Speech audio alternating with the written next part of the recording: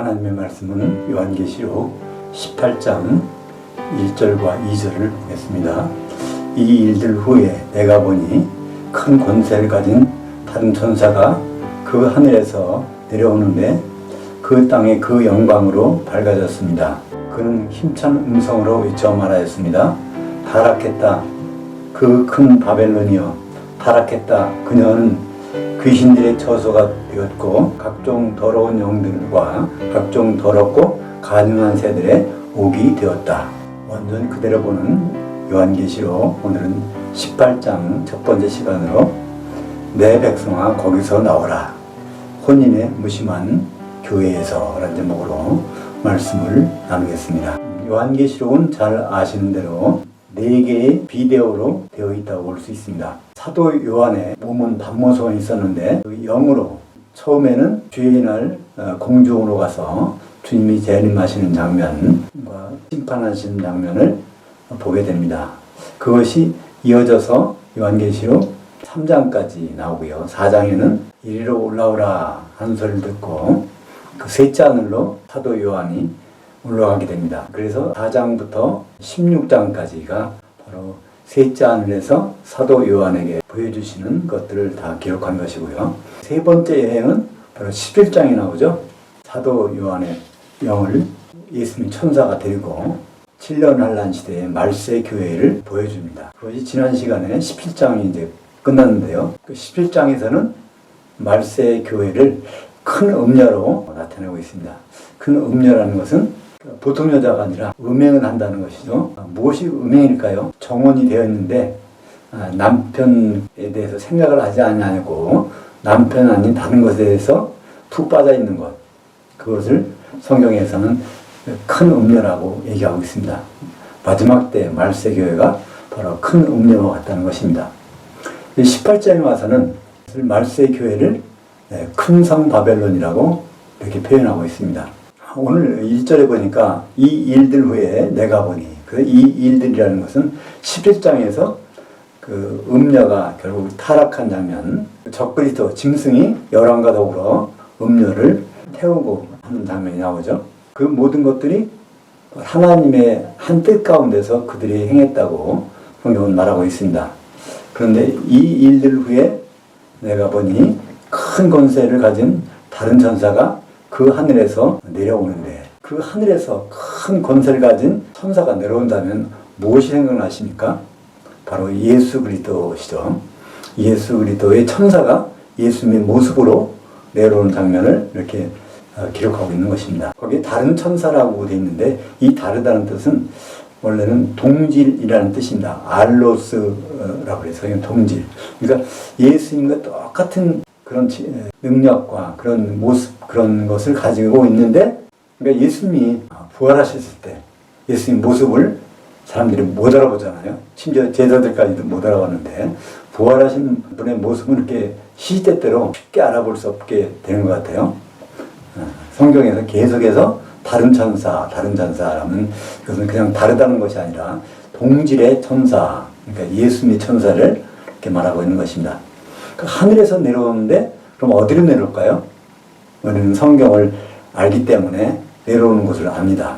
그것은 바로 공중으로 내려오시죠. 요한계시록 16장에 보면 거기 그리스도의 심판에 대해서 나오는데 7대접의 재앙을 그 땅에다 쏟습니다. 땅이라는 것은 요한계시록에서 교회를 말하죠. 근데 7번째 대접을 어디다 쏟습니까? 공중에다 쏟는다고 나왔어요. 그러니까 땅에다 쏟고 공중에다 쏟고 그 두 가지를 같이 합하면은 교회인 땅을 공중에 올려다 놓고 거기서 심판하시는 모습을 상상할 수 있지 않습니까? 이렇듯 우리 주님은 반드시 오시는데 어디로 오실까요? 공중으로 오십니다. 예수님은 셋째 안에서 공중으로 오시고 교회는 지상에서 공중으로 올라가서 만나는 장면이 어디 나올까요? 요한계시록 1장 13절에 나옵니다. 7 교회 한가운데 인자 모습이 나오지 않습니까? 그게 바로 예수님이 교회를 심판하시는 그 장면이죠. 그래서 오늘 18장 1절에 보니까 큰 권세를 가진 다른 천사가 이렇게 내려왔다고 되어 있습니다. 이 큰 권세는 무엇일까요? 가장 큰 권세, 하나님께 가장 큰 권세, 이건 심판의 권세입니다. 앞으로 심판이 2번 있는데요. 모든 기독교인들이 예수님 만나서 받는 심판, 그걸 성경에서는 그리스도의 심판대라고 그러죠.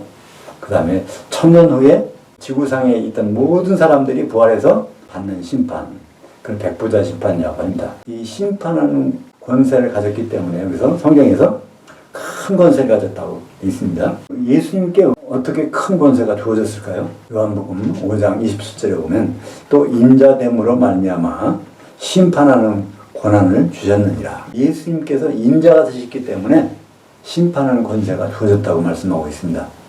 인자라는 것은 사람의 아들이라는 단어를 우리말로 번역한 것입니다. 근데 보통 사람의 아들이 아니고요. 원래 하나님이시던 분이 하나님 자리를 내려놓고 사람이 되셔서 피를 흘리신 그분이라는 것을 성경에서는 그 사람의 아들, 우리말 번역에는 인자라고 되어 있는 것입니다. 성경에서 인자라는 단어가 나오면요, 심판과 연결해서 보시면 아주 쉽습니다. 그래서 요한계시록 1장 13절에 예수님이 공중으로 내려오시고 교회가 공중으로 올라가서 7교회가 예수님 앞에 심판받을 때 거기도 그 7 등잔 때 한가운데 인자 같은 분이 발에 닿는 옷을 입으시고, 그러니까 거기에 예수님을 인자 같은 분이라고 했으니까 우리는 즉각적으로 연결이 되죠. 심판하시는 그 장면이구나 알 수 있습니다. 요한계시록 16장 9절, 16장에는 무슨 장이라고 그랬죠? 그리스도의 심판대. 거기에 9절을 보면 그 사람들은 몹시 뜨거운 열에 태워졌습니다. 그렇지만 그들은 그 재앙들을 행하시는 권세를 가지신 그 하나님의 그 이름을 모독하였고, 여기 바로 그 권세가 나오지 않습니까?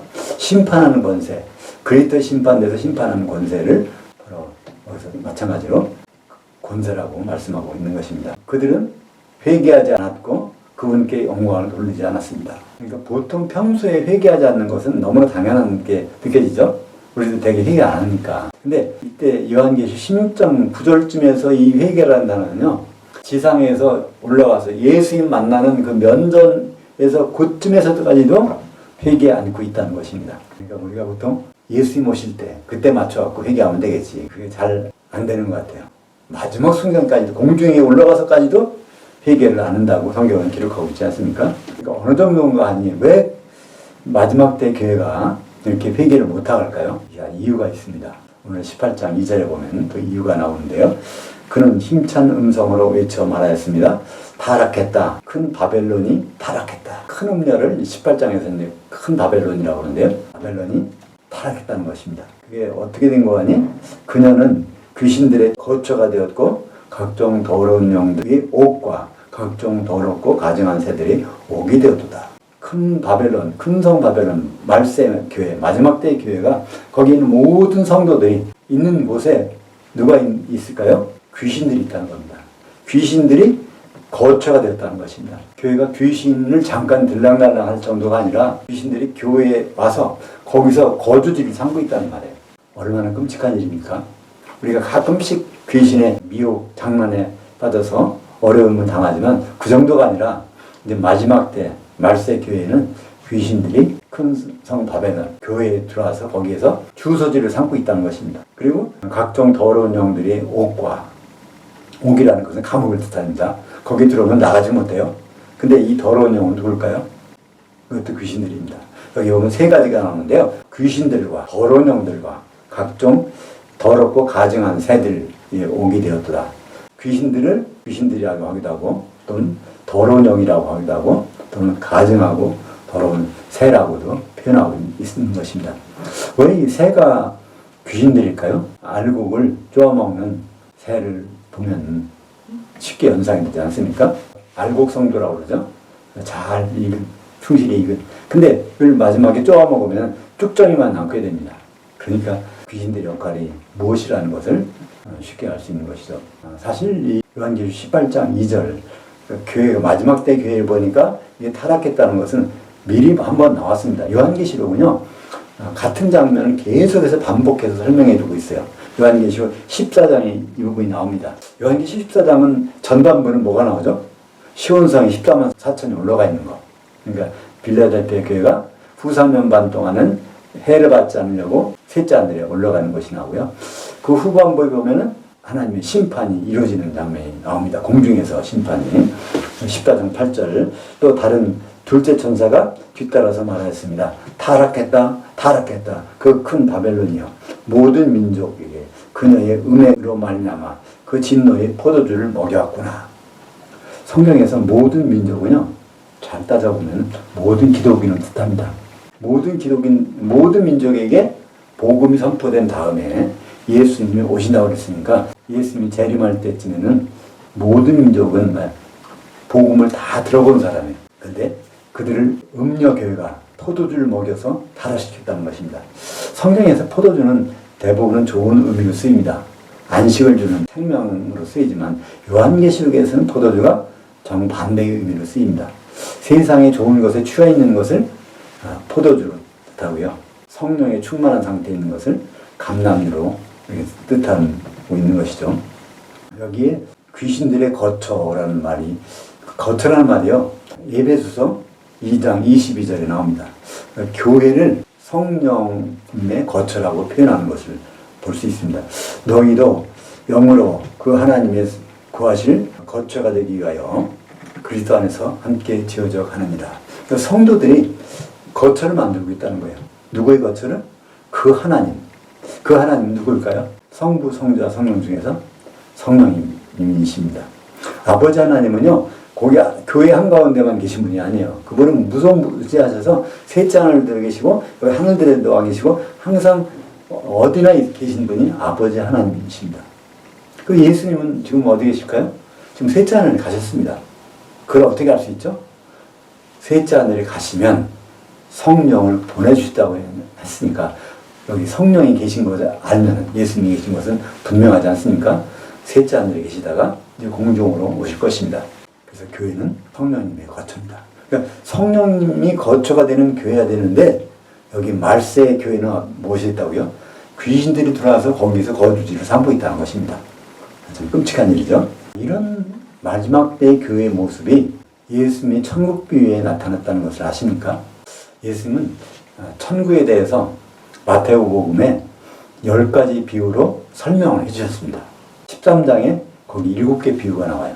그 20장에 또 천국 비유가 나오죠. 포도원 품꿈의 비유. 22장에 혼인 5천의 비유. 25장에 열천의 비유. 전체가 10개가 나오는데 마태복음에 나오는 천국 비유 중에서 마태복음 13장 44절에 보면 나무가 된 겨자씨 비유가 나옵니다.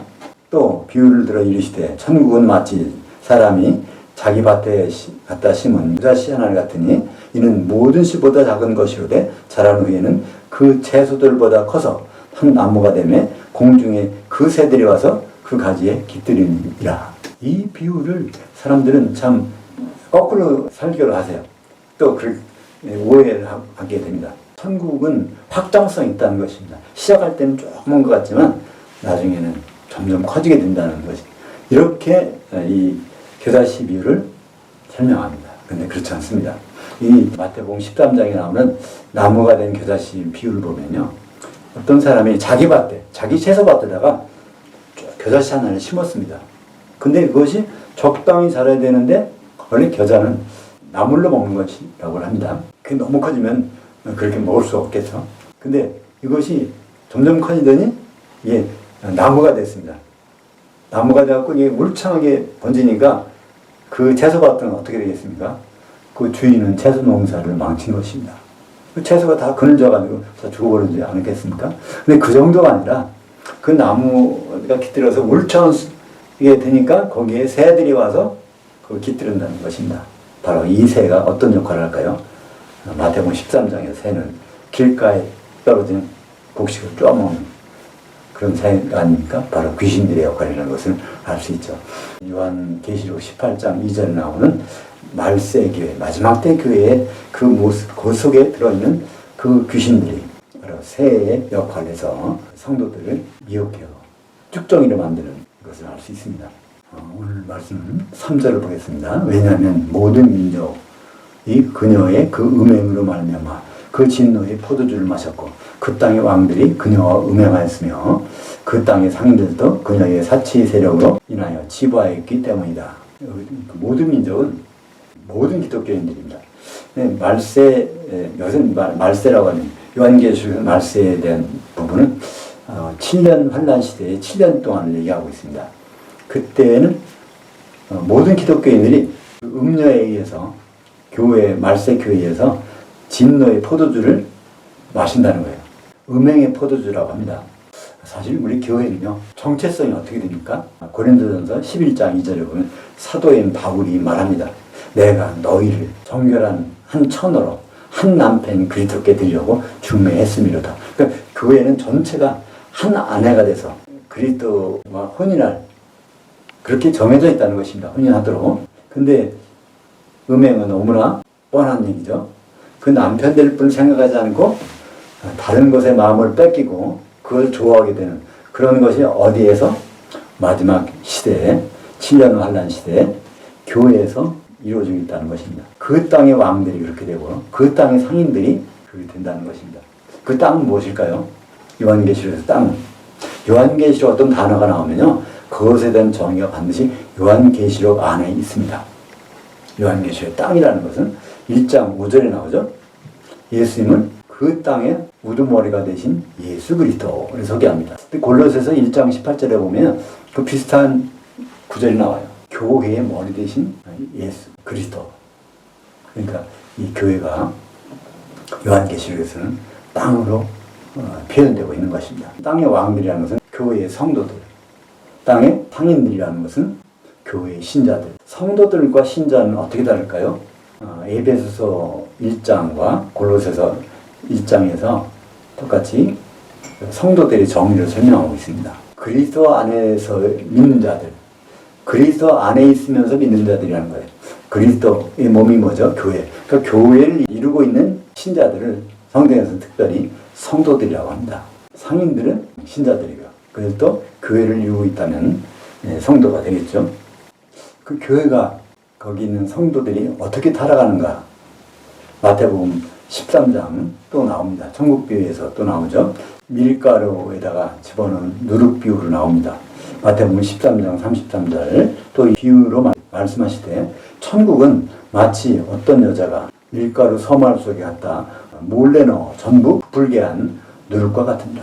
이것도 마찬가지로 나무가 된 겨자씨와 마찬가지로 부풀었으니까 천국은 이렇게 부푼다, 이렇게 확장된다, 이렇게 설명하는 설교 재료로 사용됩니다. 근데 그게 그럴까요? 이것도 마찬가지입니다. 여기 주의해 보실 건 아까 그 나무가 된 겨자씨에서는 뭘 보아야 된다고 그랬죠? 그 심겨진 것이 채소밭이라는 것입니다. 채소밭에 나무가 되면은 이건 망하는 거죠. 그것도 마찬가지입니다. 여자가 누룩을 넣는데 그걸 몰래 넣었다는 거예요.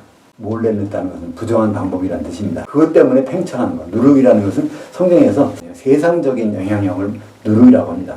사실 누룩이 들어가면요, 참 편하잖아요. 그 밀가루에다 그냥 이걸 가지고 굽거나 찌거나 해서 먹어보세요. 딱딱해서 못 먹습니다. 먹기 어려워요. 근데 거기다 누룩을 집어넣으면 부풀어 올라가고 먹기 참 편합니다. 그래서 세상적인 교훈, 세상적인 영향력, 이걸 다 누룩이라고 말하고요. 그 외에 반대되는 게 무엇일까요? 그게 바로 복음입니다. 하늘에서 내려오는 복음. 복음 대신에 누룩을 집어넣어가지고 교회를 팽창시키는 것, 이런 것은 누가 한다고요? 여자가, 음행한 인내가 하고 있다는 거 말하고 있습니다. 고린도후서 11장 2절 보겠습니다. 내가 사도로서 바울이 너희 성도들 교회를 정결한 한 천으로 한 남편 그리스도께 드리려고 중매했음이로다. 이 중매했다는 단어, 중매한다는 단어는 이제 헬라어로 하르모조인데요. 하르모조. 이 단어는 성경에서 한 번밖에 안 나옵니다. 여기에서밖에 안 나와요. 예수 그리스도와 교회가 중매한다는 사실을 설명하기 위해서 사도 바울은 이 하르모조라는 단어를 여기다가 도입한 것입니다. 그러면서 사도 바울은 걱정을 합니다. 중매는 해놨는데 이 중매가 방해받는다는 거예요. 누구에 의해서 방해받을까요? 고린도후서 11장 3절에 나옵니다. 그러나 나는 그 뱀이 그 한계로 하와를 미혹했던 것 같이 너희 마음들이 그리스도를 향하는 진실함과 깨끗함에서 떠나 부패할까 두려워하느라.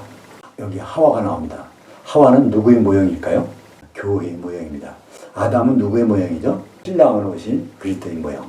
그러니까 그리스도와 교회, 아담과 하와, 이 관계를 통해서 우리에게 성경은 설명해주고 있는 것입니다. 그 뱀이 하와를 미혹해서 혼인을 파탄내려고 하는 것처럼, 사실 창세를 봐보세요. 아담과 하와가 혼인해서 한 몸이 됐는데 갑자기 어떤 일이 벌어집니까? 하와를 미혹해서 선악과를 먹게 되잖아요. 그러니까 이 선악과를 먹으면 결국 죽는 거니까. 이 죽는다는 말은요, 뭐가 죽는 것일까요? 선악과 먹었어도 하와는 말하고 행동하고 다 살아있었어요. 선악과를 먹고 하와가 죽은 것은 영입니다. 영이 살아있어야 하나님과 소통하는데 영이 죽은 것이죠. 아담은 영이 살아있는데 하와는 영이 죽었으니까 이 혼인이 파탄나는 거 아닙니까?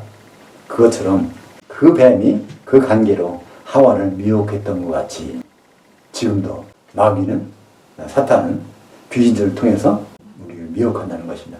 미혹하는 자체가 예수 그리스도와 혼인을 못하도록, 세상의 즐거움에 취하도록, 세상의 포도주에 취해 있도록 이렇게 하는 역할이 누가 한다고요? 마귀와 귀신들이 교회 안에 들어와서 마지막 시대에 하고 있다는 것입니다.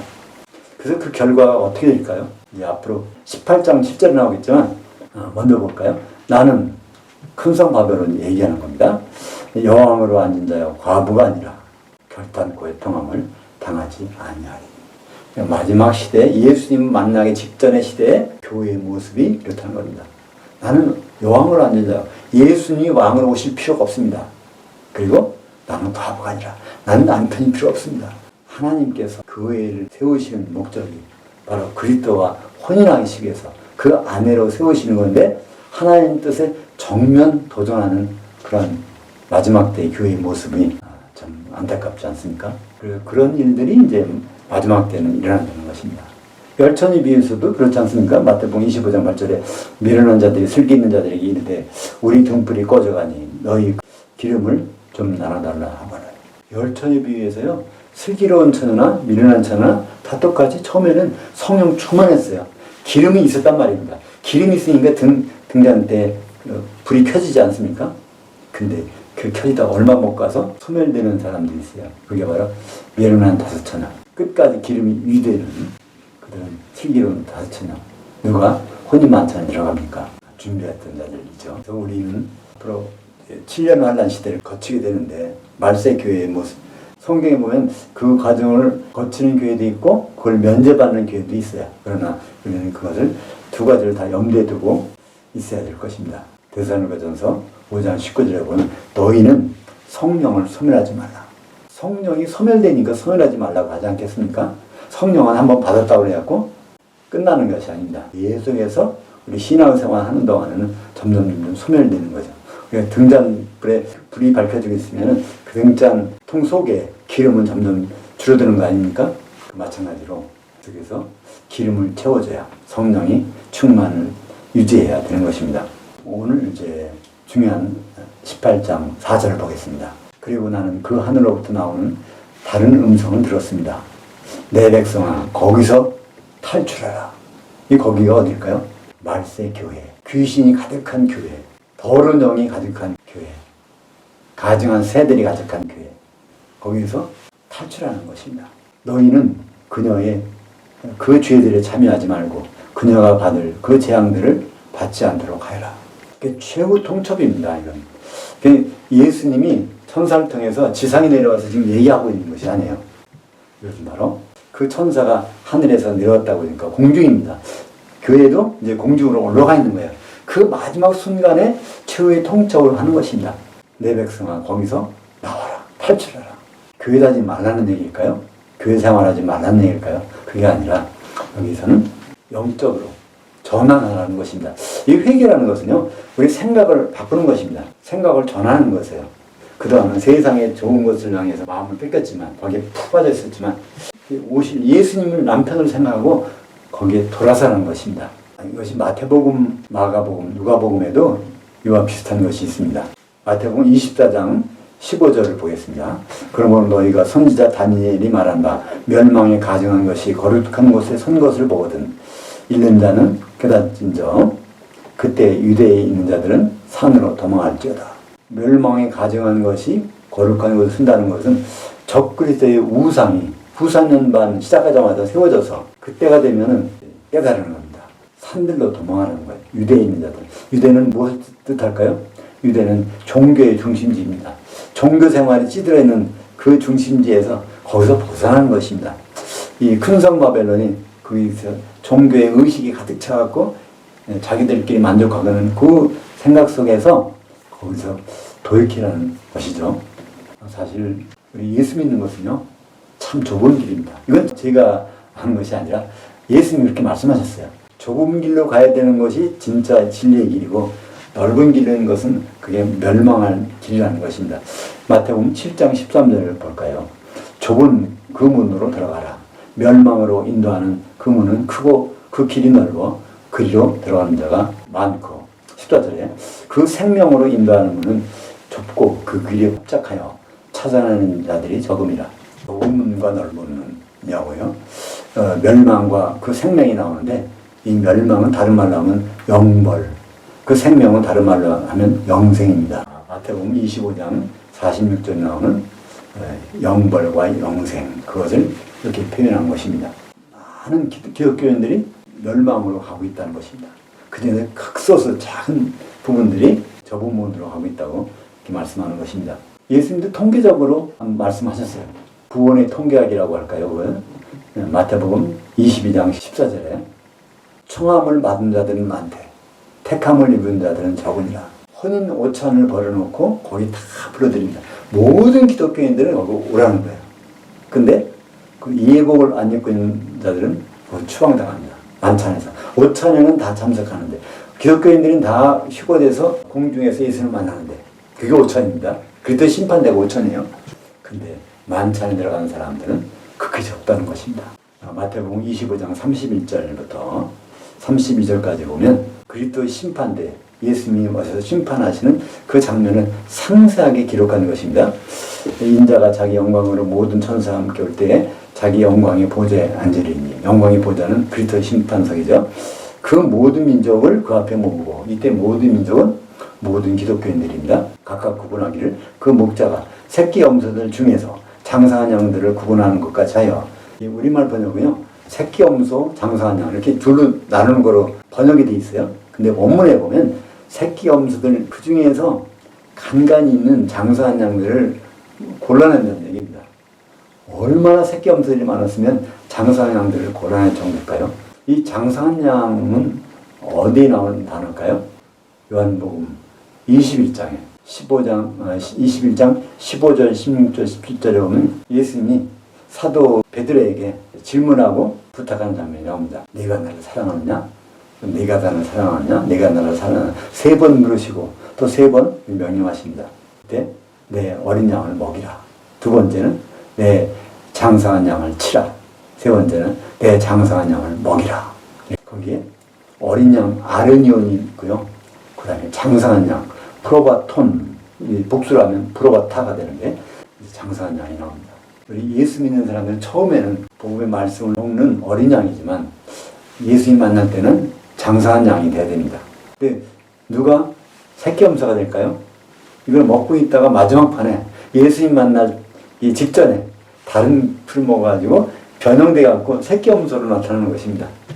원래 예수님 목장에는요 새끼 염소가 없었어요. 염소 자체가 없었어요. 근데 예수님 심판할 때, 그리스도 심판 때, 그때는 어마어마한 새끼 염소들이 있는데 그 중에서 장사한 양은 얼마 안 된다는 것입니다. 그래서 마태복음 25장 결론 46절에 보면 그들 새끼 염소들은 영벌에 지옥이죠. 의인들은 장사한 양들은 영생에 천년왕국이죠. 들어가리라. 그래서 이 오늘 18장의 큰 음력에 대한 그 심판은 이제 앞으로 21절에 나옵니다. 18장 21절 이에 한 힘센 천사가 큰 맷돌 같은 돌을 들어 그 바다에 던져 이르되 큰 성 바벨론이 이같이 비참하게 던져도 결코 다시 보이지 아니하리로다. 이 바다라는 것은 요한계시록 15장 2절에 나오는 불 섞인 유리바다, 불족입니다. 큰 성 바벨론이 누굴까요? 예수님을 표현을 힘센 천사라고 한 거예요. 앞에 부분은 뭐라고 했죠? 큰 권세를 가지신 분이니까 마찬가지입니다. 힘든 천사가 기름이 소멸된 그들을 어디로 보낼까요? 지상으로 다시 내어보내는 것이 아니라 불성의 유리바다로 거울 던져버립니다. 얼마 동안? 1000년 동안. 1000년 후에 그들이 거기서 나와요. 그게 어디 기록되어 있을까요? 요한계시록 20장 13절. 그 바다가 그 가운데서 죽은 자들을 내주고. 이때 나옵니다.